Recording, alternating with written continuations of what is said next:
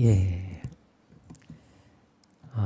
요즘에도 계속 이제 구약 예언서를 저도 계속 준비를 좀 하고 또 공부를 또 할 수밖에 없는 상황이기 때문에 PPT를 만들다 보니까 또 여러분들의 가르치기 위해서 좀 더 쉽게 가르치기 위해서 역사 공부를 다시 하고 있습니다. 그러다 보니까 저도 나름대로 재미도 있고 또 어디선까지 여러분들에게 알려드려야 될지를 고민하게 되는 그런 시간인 것 같습니다. 그래도 여러분들 항상 제가 얘기하지만 이렇게 구약 파노라마 어차피 우리가 공부하기로 한 거 한번 제대로 잘 공부하셔서 사실 신약은 그래도 우리가 감을 좀 잡지만 구약은 되게 어렵습니다. 근데 이렇게 한번 다 들어놓고 나시면 특히 예언서 부분들을 여러분들이 이해하고 나시면 성경 보시는 게 되게 많이 도움이 되실 것 같아서 좀 진도를 좀 천천히 나가더라도 이렇게 저도 하고 있는 것입니다. 사실 오늘 이제 우리가 나훔서하고 이제 오바댜를 하게 될 텐데 사실 제가 좀 고민이 좀 든 게 오바댜서를 할 게 되게 많습니다. 그래서 오늘 나훔서를 하고 나서 시간을 제가 보고 나서 시간이 되면 오바댜까지 나가고 혹시 좀 불안하다 싶으면은 오바댜는 그런 다음 주에 하도록 하겠습니다. 좀 마음 같아서는 끝까지 진도를 빼고 싶은데 또 여러분들도 직장 생활 하시고 또 피곤해서 오신 분들 생각해서 한번 제가 또 지혜롭게 보면서 하도록 하겠습니다. 우리가 지난주에 배웠던 거 한번 다시 한번 돌아보는 시간을 갖도록 하겠는데요. 일단은 다시 지금 우리가 오늘부터 이제 남한국 선자들을 이제 공부하게 될 건데 북한국 선자들 3명 누구라 그랬죠?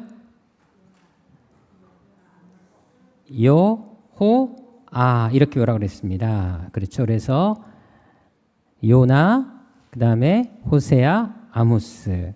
자, 그런데 각각의 주제가 있었습니다.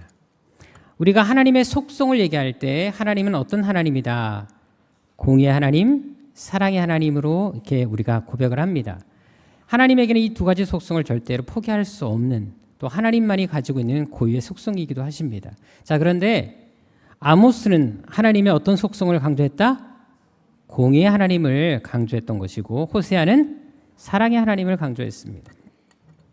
그리고 요나서는 독특한 예언서다라는 것들을 지난주에 말씀을 드렸는데 우리가 공부했던 것처럼 요나서만이 가지고 있는 독특한 많은 특징들이 있었습니다. 그 중에 하나가 대표적인 것이 바로 대상이 달랐다라는 것이었습니다. 항상 선자들이 이방인에 대해서 언급을 하더라도 꼭 유대인들에 대한 구원을 선포를 하게 되어 있습니다. 근데 요나서만은 그것이 일체 나타나지 않고 오직 이방인에 대해서만 말씀을 하고 있는 예언서다라고 말씀을 드렸어요. 특히 어느 나라?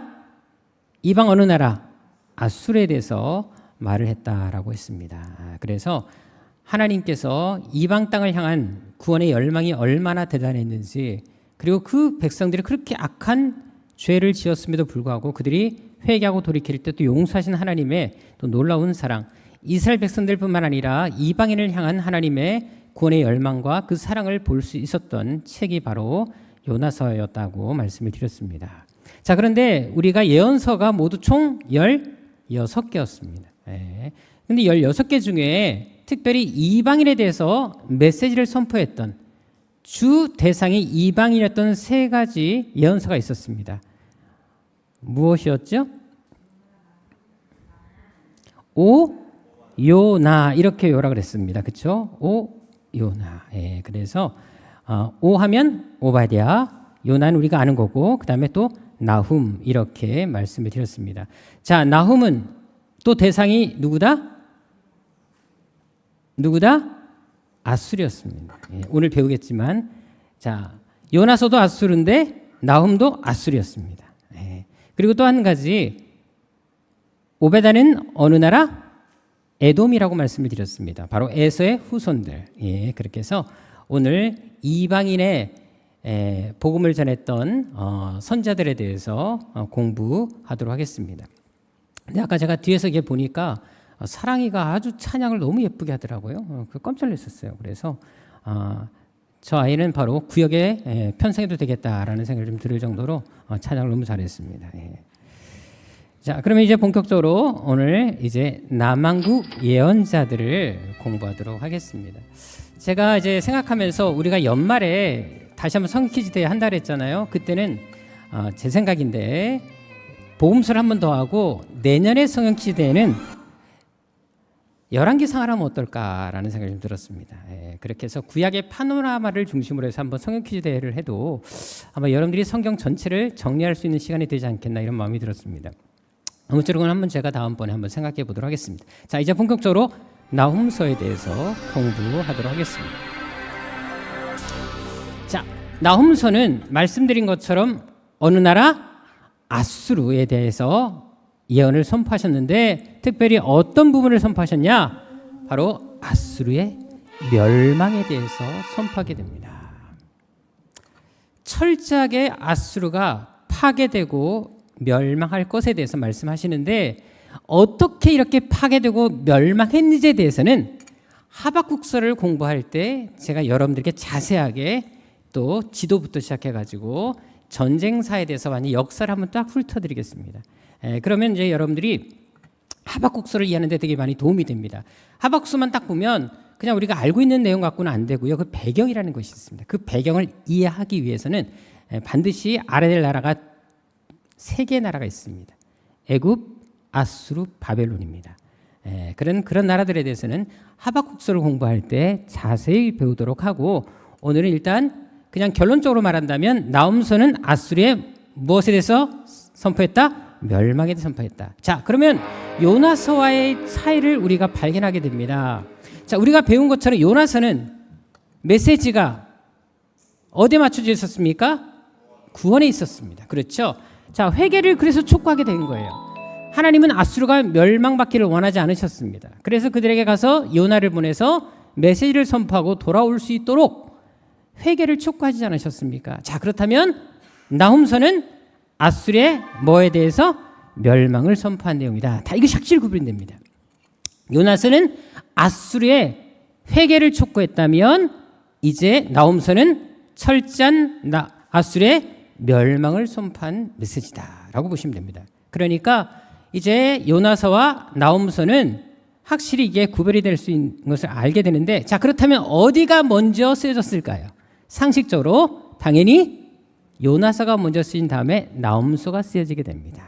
그렇게 이해하시면 여러분들이 좀 더 예언서를 이해하는 데 도움이 됩니다. 그러니까 요나 이 두 개를 기억하시면 돼요. 요나, 나훔 이것은 아수르에 대해서 하신 말씀이다 라는 내용들을 이해하시면서 예언서를 접하시면 되겠습니다.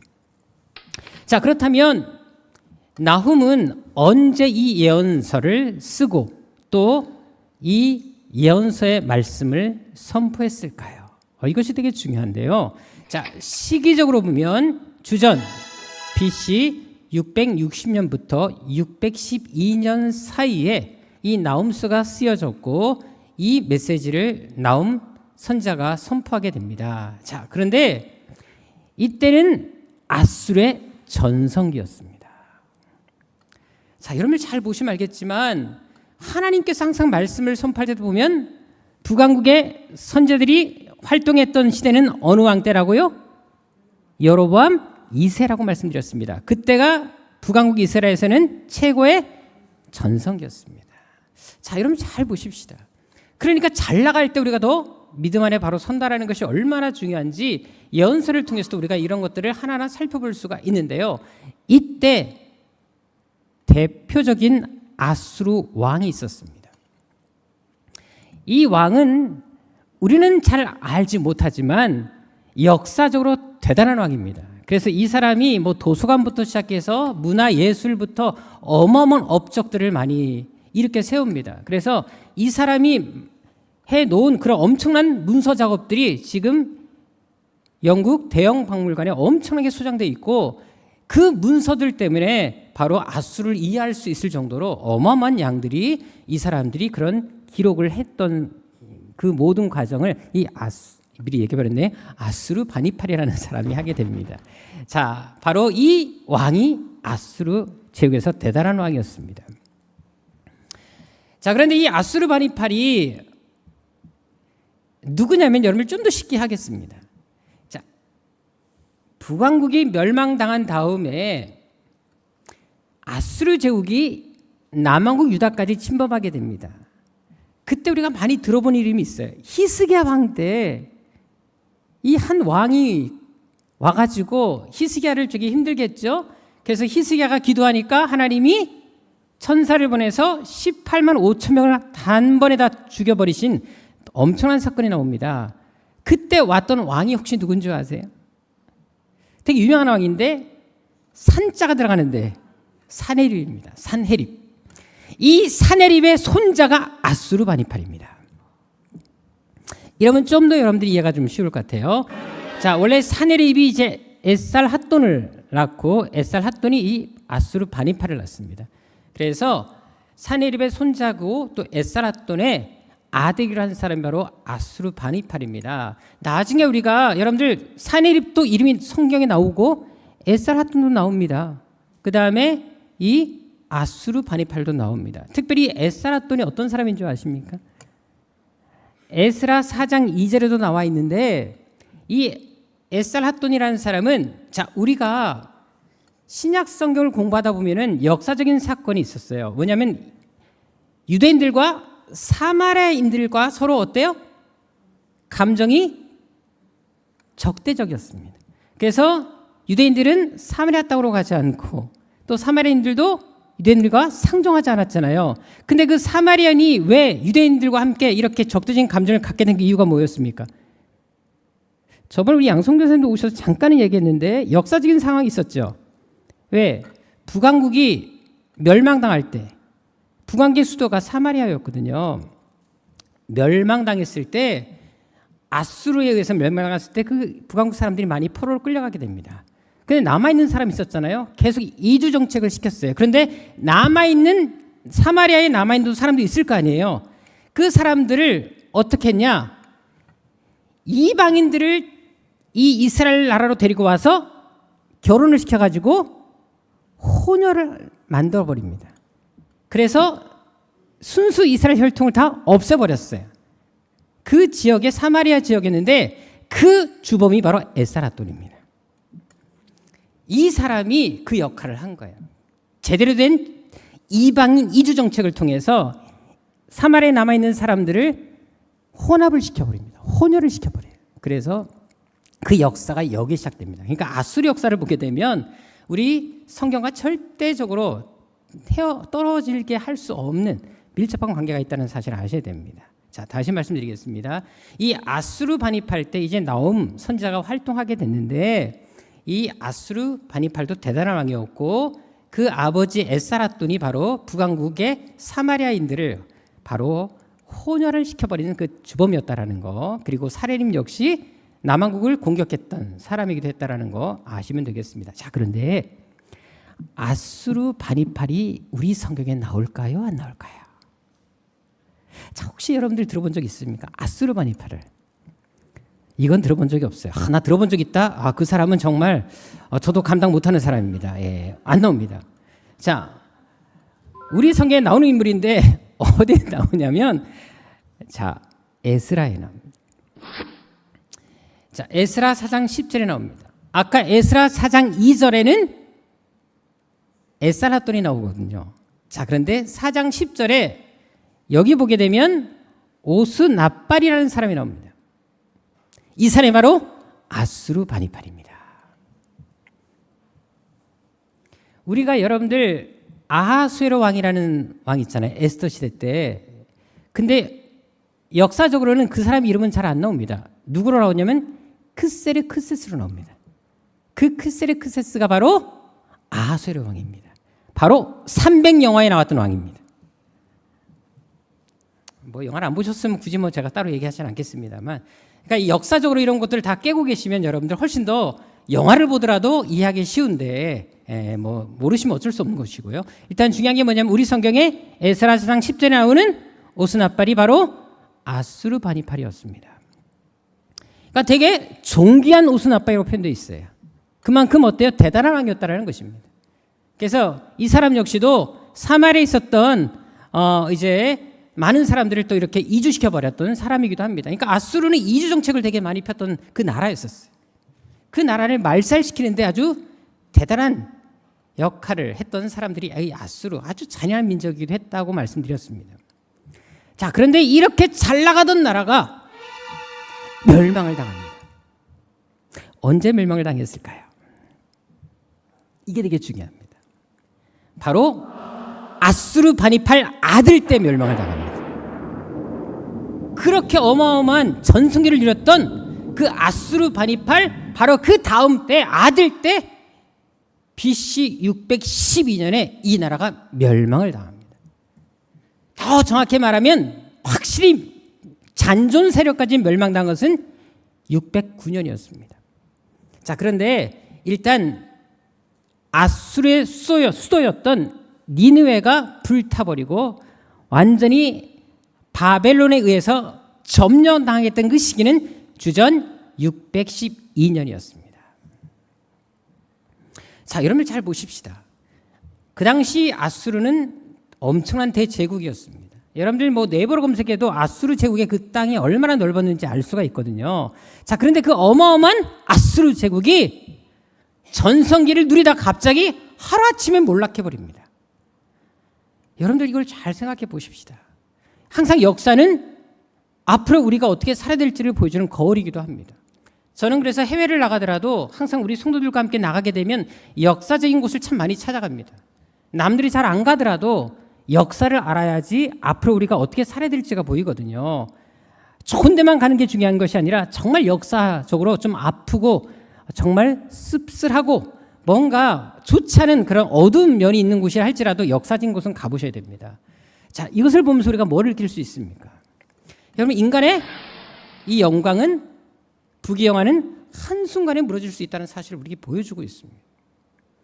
저도 장애자 봉사를 오랫동안 다녔지만 그분들이 했던 말이 저에게 있습니다.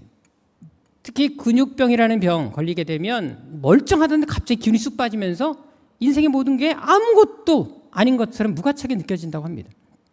그래서 어제까지 대학교에서 강의했던 교수가 다음날 몸에 기운이 빠지면서 결국 근육병을 앓게 돼가지고 그 협회 와가지고 계셨고 제가 또 함께 가서 이제 도와드렸던 그런 적이 있었습니다만 그분도 저에게 계셨어요. 정말 인생의 모든 영광이 헛됩니다라는 말씀을 하시더라고요. 그러니까 우리가 정말 언제까지 건강에 산다는 보장이 없습니다. 그래서 살아있는 동안 우리가 건강도 챙기셔야 되는 것이고 하나님 앞에 합당한 모습으로 살 이유가 여기 있습니다. 내 마음대로 사는 게 아니에요. 내 몸은 내 것이 아니라 하나님의 것이잖아요. 이 몸으로 하나님께 영광을 돌리기 위해서라도 정말 체력 관리도 잘하고 건강하게 살게 할 필요가 있다는 것입니다. 인간의 영혼은 한순간에 무너져요. 하나님의 손에 있다는 것입니다. 그래서 잠언서 27장 1절 우리가 너무나 잘 아는 말씀, 너는 내일 일을 자랑하지 말라.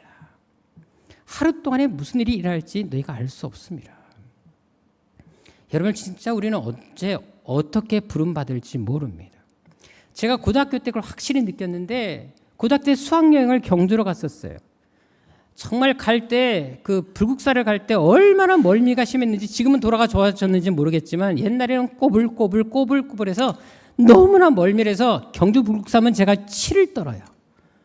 자, 그런데 어느 날 기차 안에서 정말 친구들과 함께 고스톱을 쳤어요.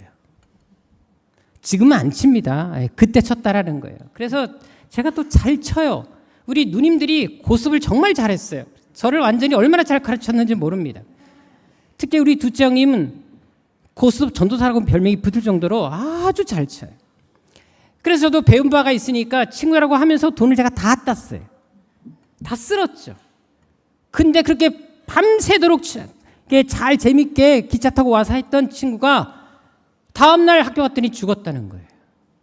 전날에 연탄가스 마시고 죽었다고 그러더라고요. 돈 딴 게 얼마나 미안하든지. 와, 정말 인생이 이렇게 허무할 수 있구나. 그때 저는 확실히 느꼈습니다. 어저께까지만 깔깔대고 웃던 친구가 다음날 시체가 되어 왔습니다. 여러분들, 하루 동안에 무슨 일이 날지 우리는 알 수 없습니다. 그래서 살아있는 동안에 우리가 하나님 앞에 합당한 모습으로 사는 것이 중요합니다. 언제 주님이 오시든 주님이 우리를 평가하시든 부끄럽지 않는 모습으로 살아가는 것이 이렇게 중요합니다. 야고보 4장 14절에도 어떤 말씀하십니까? 내일 일을 너희가 알지 못한다. 너희 생명 안개 불가다라는 것입니다. 전에 제가 또 이게 목회를 하다 보면 참 많은 분들을 만나게 되거든요. 근데 진짜로 할머니 한 분인데 80 먹은 노인네가 너무 정정하세요. 체육대회 때 이 할머니가 달리기를 해갖고 1등 하시는 분이세요. 80 먹은 노인네가. 근데 놀랍게도 두 번째 뛰게 되는데 이제 뛰었으니까 그만두셔야 되는데 제가 한 번 더 뛴다고 뛰시다가 그날 돌아가셨어요. 적당히 뛰셨어야 되는데. 여러분들 정말 사람 일은 진짜 모릅니다. 내가 오늘 건강 같아도 한순간에 우리 생명은 걷어가질 수 있습니다. 그래서 살아있을 때 잘하셔야 되는 것입니다. 시편 103편에도 보십시오. 15절 16절에 어떤 말씀을 하십니까? 인생은 다 풀과 같다고 합니다. 그 영화가 들의 꽃과 같다고 합니다. 이것은 뭐가 지나면 없어진다? 바람. 이 말씀의 배경이 있습니다. 왜 이 말씀이 나온 줄 아십니까? 그 당시 사막에서 불어오는 열풍이 있었어요. 그 열풍이 불면 들의 풀, 꽃, 싹을 다 말라 죽여버렸습니다. 그래서 이 말씀이 나온 겁니다. 사막에 불어오는 열풍 하나로 모든 생명이 다 끊어지기 때문에 이 말씀을 한 거예요. 그런 것처럼 우리 인생도 순식간에 인생의 열풍이 불 수 있다는 것입니다. 그럼 한순간에 우리 생명이 끝나버릴 수 있다는 그 얘기를 지금 하고 있는 것입니다. 아수르 제국이 바로 이렇게 된 것입니다. 그렇게 잘 나가던 나라가 하루아침에 멸망당하지 않습니까? 그렇다면 아수르는 왜 멸망을 당했을까요? 왜 하나님께서는 이 아수르를 심판하셨을까요? 자, 요나가 니느웨 성에 가서 회개를 선포했을 때만 하더라도 왕과 백성들 그리고 심지어 짐승에 이르기까지 그들은 바로 회개합니다. 그래서 정말로 모든 사람과 동물의 할 것 없이 다 금식하며 하나님 앞에 용서를 구하는 기도를 하게 되었습니다. 자, 그런데 우리가 아는 것처럼 그 시대에는 개기일식이 있었고 또 전염병이 돌았었어요.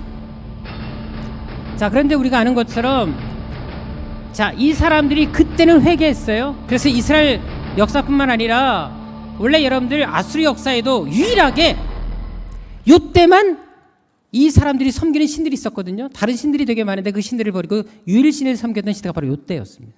그러니까 정말 놀라운 하나님의 역사였죠. 자, 그런데 자, 개기일식도 이게 평생 갑니까?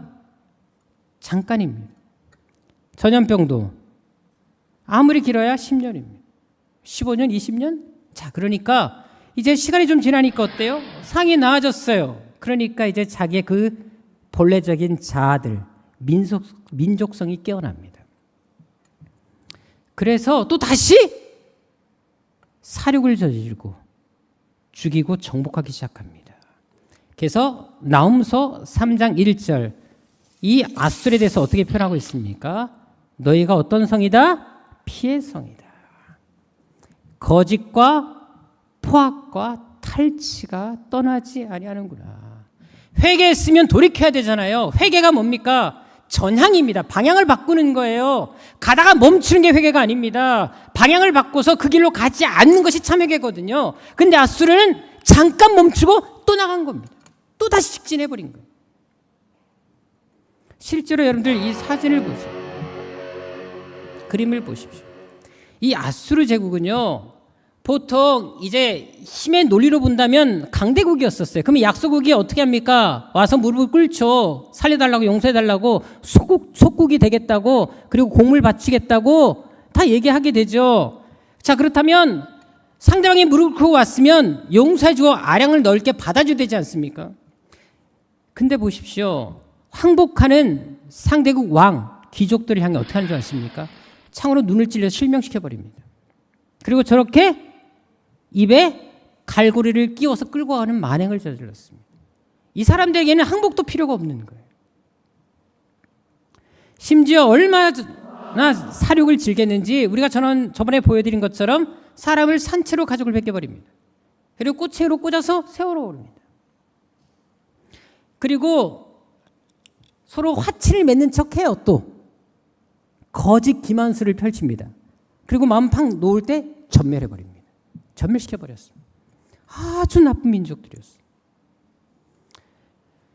자, 이래서 하나님께서 심판을 하실 수밖에 없었고 회개할 기회를 주셨던 겁니다. 그러니까 회개했어요. 그럼 돌이켰어야 되는데 잠깐뿐이었다라는 것입니다. 그리고 다시 직진을 합니다. 자, 결국은 여러분들 이 기간이 무려 100년이었습니다. 요나서와 나훔서의 간격은 100년입니다. 결국 하나님은 아수르 제국에 몇 년의 유예 기간을 주셨다? 100년을 주셨습니다. 여러분 참 대단하지 않습니까? 우리가 지금 아동부도 지금 아브라함에 대해서 공부하고 있는데, 아브라함은 우리가 보통 믿음의 조상이라고 말하지 않습니까? 하지만 믿음의 조상이 절대 아니었죠. 하나님께 믿음의 조상으로 인정받은 것은 아브라함이 가나안 땅으로부터 부름받은 다음에 몇 년 후였는 줄 아십니까? 50년 후였습니다. 그만큼 하나님이 그를 기다려주셨습니다. 아수르 제국은 말할 것도 없었어요. 무려 100년을 기다려주셨습니다. 기회를 주셨습니다.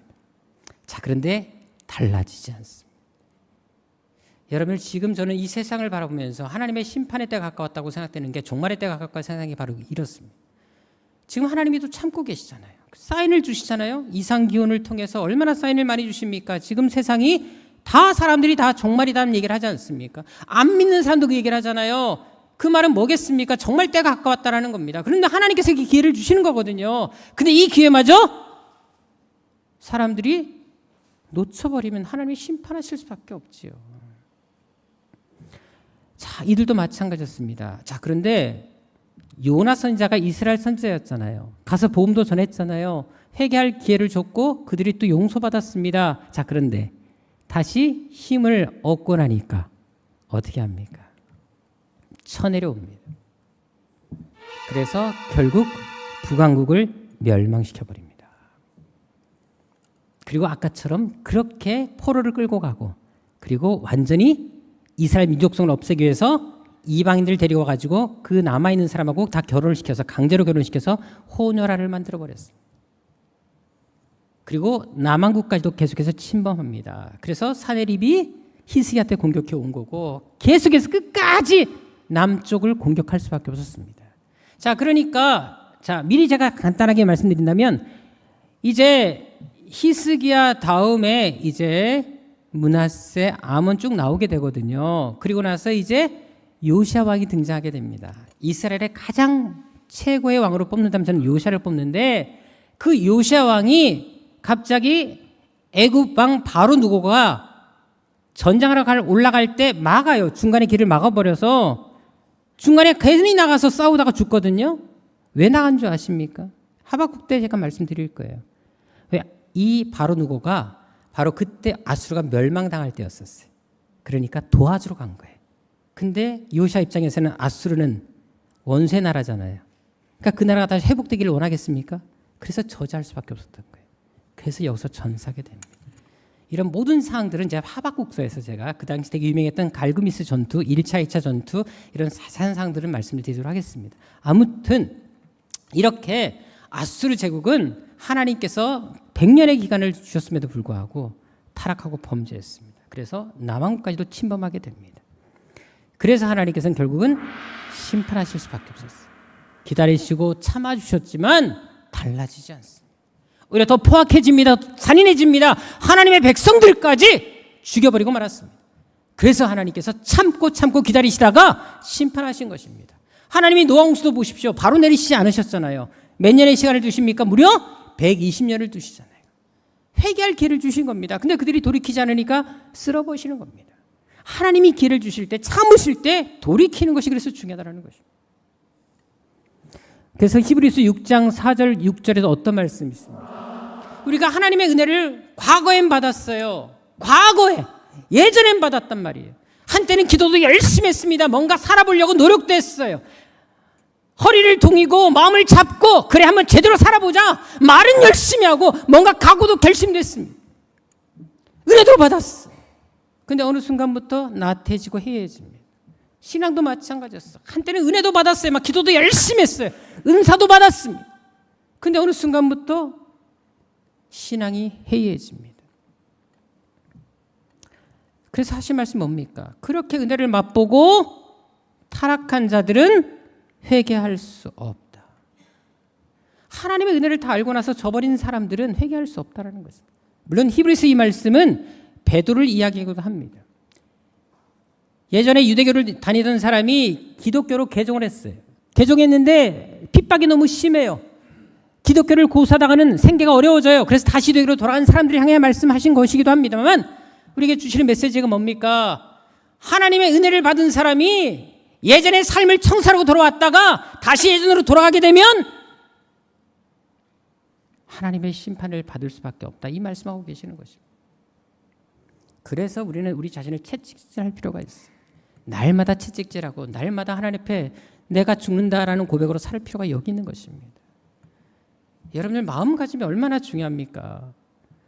솔직히 우리가 삶에서 지치고 넘어지고 희망이 없어 보여도 정말 하나님에서 믿음을 가지고 기도하고 정말 살아보려고 노력하면 하나님께서 왜 안 일으켜 주시겠습니까? 우리가 하나님 없이 살려고 하고 하나님의 은혜를 망각하니까 결과가 좋지 않은 거 아니겠습니까? 고삐를 늦추지 마세요. 영적 긴장을 늦추지 말라는 것입니다. 내가 최고의 자리에 오를 때까지 올라서도 그 긴장을 놓치시면 안 되죠. 여러분 신앙생활도 마찬가지입니다. 꾸준함이 중요하다는 것입니다. 지속성이 중요하다는 것입니다. 한때 헌신하고 한때 열심히 있던 그런 신앙이 아니라 정말 변함없이 꾸준하게 하나님을 섬기는 것이 중요합니다. 그래서 에베소 6장 24절 어떤 말씀하십니까? 어떤 사람에게 은혜가 있을지어다 예수 그리스도를 변함없이 사랑하는 자. 이 변함없이라는 단어가 어떤 뜻인 줄 아십니까? 불멸의 뜻이나 불멸 그리고 썩지 않음입니다. 변하지 않는 거예요. 얼마나 방부제 처리를 잘했는지 썩질 않습니다. 그렇게 사랑하라는 것입니다. 한때 사랑한 사랑이 아니라 변함없이 여전히 아무리 세월이 흘러도 변하지 않는 사랑, 그 사랑을 얘기하는 것입니다. 무조건이야. 그 노래도 있잖아요.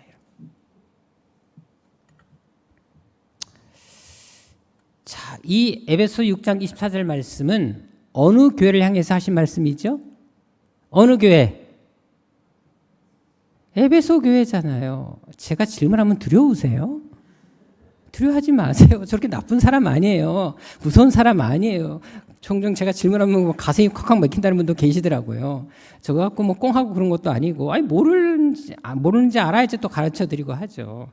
근데 대답이 없으면 이거 아는지 모르는지 얼마나 이해했는지 제가 어떻게 합니까, 여러분들이요?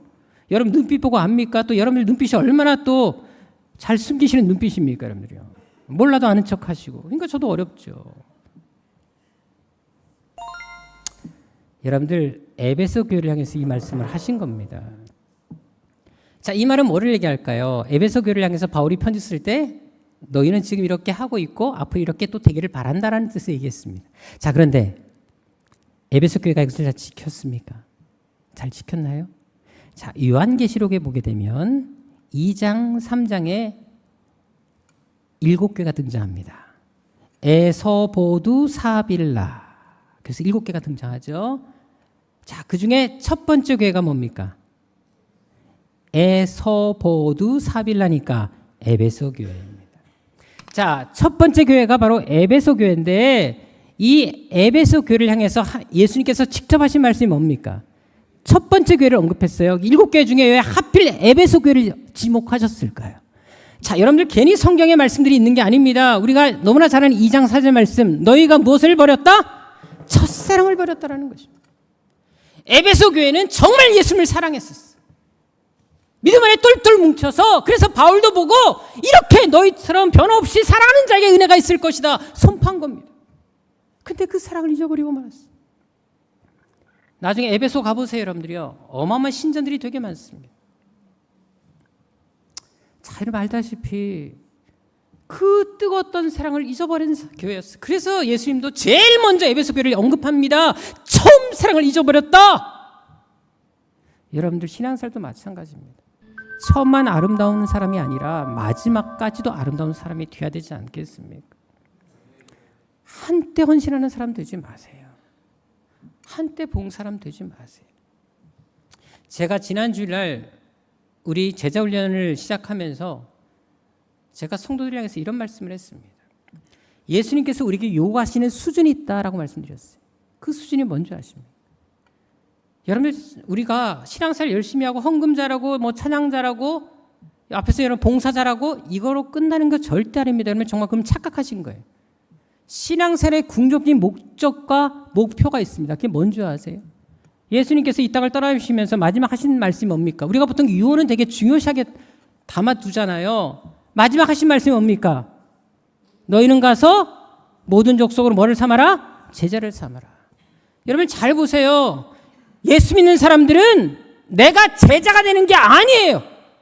제자가 되는 걸로 끝나면 잘못 신앙생활하는 것입니다. 제자가 되었다면 제자를 양육하는 데까지 가셔야지 정말 참 제자가 되는 것입니다. 내가 지금까지 신앙생활을 10년, 20년 하면서 제자 한 명 없다? 회개하셔야 됩니다, 여러분들. 신앙생활을 잘못하고 계시는 양육하실 수 있는 능력이 되셔야 됩니다. 그게 못했다? 난 지금까지 내놓을 양육받은 사람 한 명도 없다? 정말 신앙 다 백지로 잘못하신 겁니다, 여러분. 제대로 신앙생활 하시라는 것입니다. 양성할 정도까지 되라는 것입니다. 만약 내가 좀 나이도 수준 미달이면 배우세요. 열심히 공부하고 내가 그만큼 능력이 되도록 그 수준까지 올라가시라는 것입니다, 여러분. 우리가 그렇잖아요. 처음부터 다 알 수는 없잖아요. 다 모르잖아요. 보고 또 공부해야 됩니다. 저도 여러분들 이렇게 와서 1시간 강의하는 거 위해서 정말 얼마나 많은 시간을 투자하는 줄 아십니까? 오늘 아침 6시까지 PPT를 만들었었어요. 여러분 저도 나름대로 진짜 노력합니다. 한마디 하나를 제대로 알려주고 싶어서 역사를 공부하고 있습니다. 굳이 제가 아수르의 역사를 왜 공부합니까? 바벨론 역사를 왜 공부합니까? 왜 하겠어? 제대로 된 거 알려주고 싶고 뭔가 제자로 삼고 양육시키기 위한 과정에서 저도 노력하는 것입니다. 저도 노력하는 사람이에요. 하물며 여러분들은 어떻게 하시겠어요? 목사님이니까 착각하지 마세요. 저도 처음부터 똑똑한 사람 아니었었어요. 열심히 하니까 똑똑해지게 만들어 주신 거라니까 여러분들. 마찬가지. 내가 먼저 훈련 받는 목적이 양육을 위한 것이지 훈련 받은 걸로 끝내면 안 됩니다, 여러분들요. 그럼 잘못 배우신 거예요. 마찬가지. 우리가 하나님 앞에 신앙생활하는 모습도 처음만 열심히 하는 게 중요한 게 아니라 끝까지 열심히 하는 게 중요하고 하나님께서 원하시는 그 수준까지 이르는 것이 하나님께서 요구하시는 것입니다. 그래서 할 수 있다면 양육받고 양육시키는 그런 과정까지 올라가세요.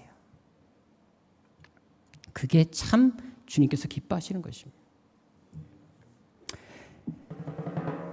아수르는 여기서 실패했습니다. 얼마나 은혜를 주셨습니까? 용서하셨어요. 하나님의 기적을 경험했던 사람들입니다.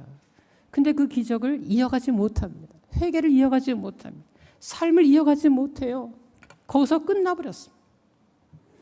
보세요. 그래서 하나님이 어떤 말씀하십니까? 나훔서 2장 10절에 보십시오. 이렇게 말씀하십니다. 니느웨가 공허하였고 황폐하였도다. 주님이 낙담하며 그 무릎이 서로 부딪히며 모든 허리가 아프게 되며 모든 낯이 빛을 잃도다. 얼마나 두렵고 공포스러웠으면 무릎이 부딪히고 드들 떨리고 얼굴이 사색이 됐겠습니까? 여러분들 그만큼은 철저하게 파괴시켜 버리십니다. 하나님이 기회를 주셨지만 그 기회를 날려버렸기 때문에 하나님 무섭게 심판하는 거예요. 여러분들. 3장 7절도 말씀하십니다. 니느웨가 황폐하게 되었다. 계속 얘기하잖아요. 얼마나 황폐했는지 누가 그것을 위해서 울어주냐라는 거예요. 여러분들. 그만큼 황폐가 심했다라는 것입니다. 위로할 자를 구할 수가 없어요. 하나님이 완전히 초토화시켜버린 것입니다. 예수 잘 믿으셔야 돼요, 여러분들이요. 우리가 잘못하고 정말 예배 때 엉망으로 막 드리는 모습도 그리고 정말 신앙생활 제대로 안 해도 하나님이 참고 기다리시는 것은 기회를 주시는 것이지 나몰라라 하시는 게 아니라는 것입니다. 잘 믿으셔야 돼요. 하나님이 손 드시고 매를 드시면 무서운 일이 생깁니다. 3장 18절 19절로 보십시오. 여러분. 계속 얘기하지 않습니까? 아수르 왕에 대해서 말합니다. 네 상처는 고칠 수 없답니다. 그 부상도 너무 중하답니다. 오죽하면 주변의 모든 사람들이 아수르 패망을 두고 너무 기뻐했다라는 거예요. 오, 잘됐다, 잘 망했다. 얼마나 악독한 일을 많이 했으면 주변 사람들이 행복했고 즐거웠겠습니까? 자, 보십시다. 당시 아수르 제국의 영화를 그렸던 실제 그림입니다. 어때요? 너무 멋지지 않습니까? 그림이 작아서 안 보이시나요? 그러면 눈을 크게 뜨고 보세요. 이렇게 아름다웠던 도시였었어요. 최고의 전성기를 이뤘던 아수르, 절대 패망하지 않을 것 같은 아수르가 안타깝게도 철저하게 멸망당합니다. 흔적이 사라집니다. 그래서 사무엘상 2장 6절 어떤 말씀하십니까? 우리가 하나님을 두려워할 필요가 있어요. 하나님이 어떤 분이십니까? 하나님은 살리기도 하시고 죽이기도 하시는 분이십니다. 우리의 건강도 한순간에 가져가실 수 있는 분이십니다. 우리의 지식도 한 번에 가져가실 수가 있어요. 저는 그래서 제가 아무리 많이 알고 있다 해도 저는 절대 교만하고 싶지 않습니다. 하나님께서 주신 지혜로 이것을 하는 것이지 하나님께서 내 지식 한 번은 뺏어가시면 그걸 다 없어. 백지화 될 수밖에 없지 않습니다. 오죽하면 이 소울까지 내리기도 하시고 끌어올리기도 하시답니다. 소울이 뭡니까? 음부잖아요. 음부 여러분들. 그 당시 죽은 자들의 어떤 무덤을 얘기하기도 했지만 신약시대 와서는 이것은 지옥으로 설명하지 않습니다. 불가능한 것도 하나님은 가능케 하시는 분이라고 말씀하지 않습니다. 2장 7절에도 연에서 이렇게 말씀하십니다. 여호와는 가난하게도 하시고 부하게도 하시며 낮추기도 하시고 높이기도 하시도다.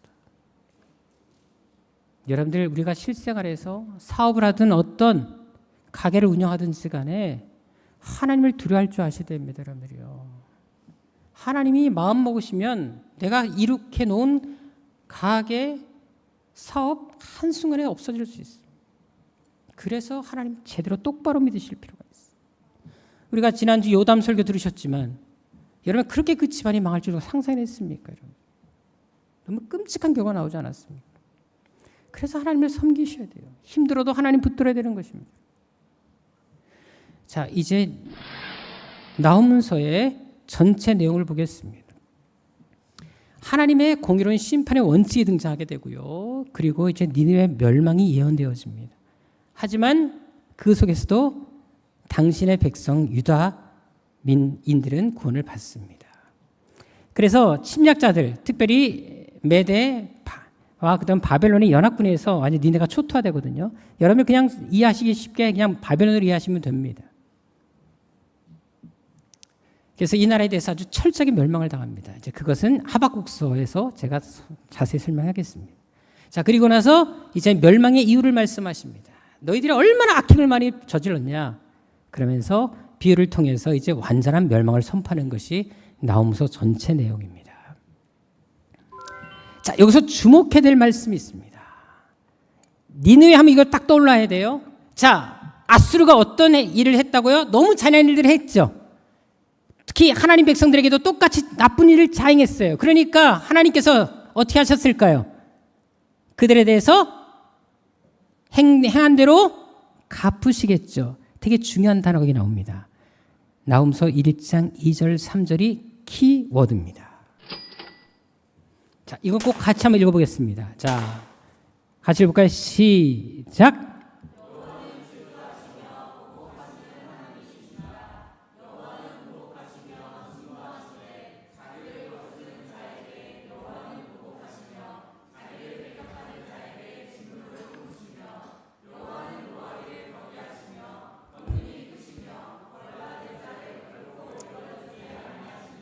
자, 보십시다. 하나님은 어떤 하나님? 보복하시는 하나님입니다.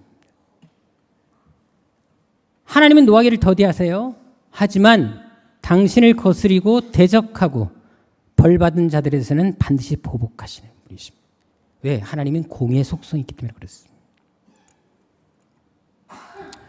하나님은 계속 참으신다라는 거예요. 끝까지 기다려주시다가도 그들이 끝내 돌이키지 않을 때 이렇게 보복하신다. 이것이 나홈서의 가장 중요한 메시지. 그래서 1장 6절 7절에도 말합니다. 하나님의 이 분노가 얼마나 맹렬하고 무서운지 아무도 감당할 수가 없다. 하지만 하나님을 의지하는 자에게는 하나님이 선하시면 환난 날에 산성이 되실 것이다. 여러분 그래서 우리가 하나님을 두려워할 줄도 아셔야 돼요. 무조건 하나님이 사랑의 하나님이라고 그냥 마음 놓을 상이 아니라는 것입니다. 자, 나홈서의 키워드가 바로 이것입니다. 뭐다? 가장 많이 나오는 단어, 제 핵심 단어, 보복하시는 하나님. 진노, 보복, 그래서 이 말이 계속 나오는 것입니다. 자, 이제 나옴서의 중요한 키워드가 나왔어요. 자, 어떤 하나님? 보복하시는 하나님. 아수르를 향한 끝까지 참고 인내하시는 요나서를 통해 보신 사랑의 하나님의 모습이 보복으로 바뀝니다. 이게 무서운 거예요. 사랑의 하나님도 보복하실 수 있다는 걸 기억하실 필요가 있어요. 하나님의 사랑이 아무리 커도 하나님의 공의와 하나님의 정의는 절대로 서로 상반된 내용이 아니라는 것입니다. 함께 간다라는 것입니다.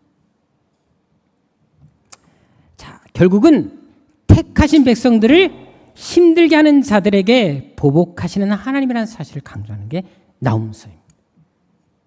그래서 아수르의 멸망을 선포한 다음에 유다인을 향한 구원을 선포하게 되십니다.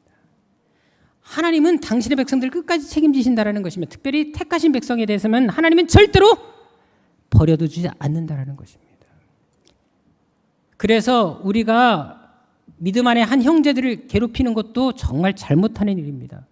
그 사람에서 자꾸 허물을 들춰내고 정죄하는 것도 무서운 심판을 받을 수 있습니다. 그 사람이 정말 하나님을 잘 믿는 사람이라면 여러분들 큰 실수하는 거예요.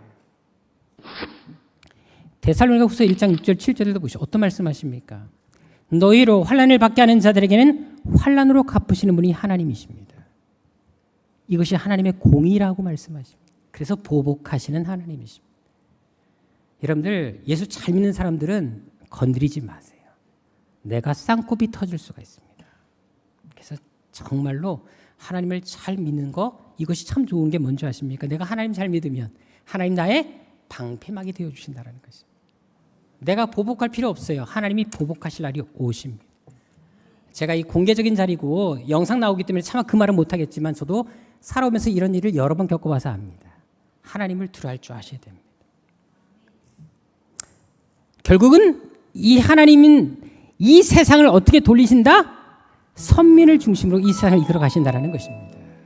하나님은 이 세상 역사의 주인공이 바로 여러분들 택하신 자들을 통해서 이루신다는 사실을 아셔야 됩니다.